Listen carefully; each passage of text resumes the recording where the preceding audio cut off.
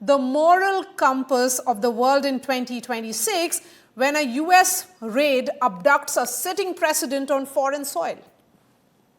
Well, it's what I call a G0 world. It's the United States walking away from its own previous global order that focused on collective security, free trade architecture, on the promotion of democracy and common values, rule of law. All of those things do not align with the America First policies of President Trump. They don't align with the Donroe Doctrine that he's just announced over the weekend. And, you know, Trump is not the cause of this. He's a symptom. He's a beneficiary. And he is an accelerant, to be clear.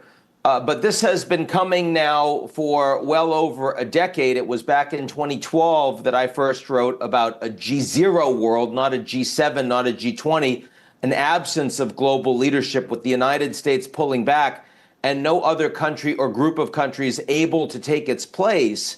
But we see this playing out very dramatically over the weekend. And it's very clear that the United States is changing the rules of the road internationally. It is embracing the law of the jungle, where the United States is militarily the apex predator, perhaps less so economically. We can talk about that.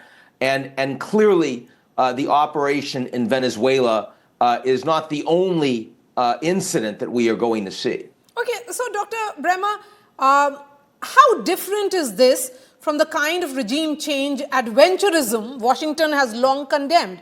And what does that do to the US claims of defending a rules-based order?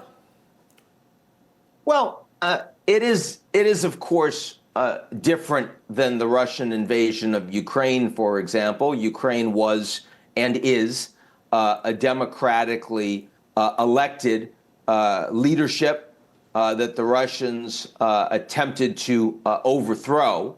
Maduro was not democratically elected. Chavez was. Maduro stole an election. 65% voted for Gonzalez, and they refused to allow him to be seated. And he is a clear narco trafficker internationally, and not many people are unhappy to see his demise. But the regime in place is still the same.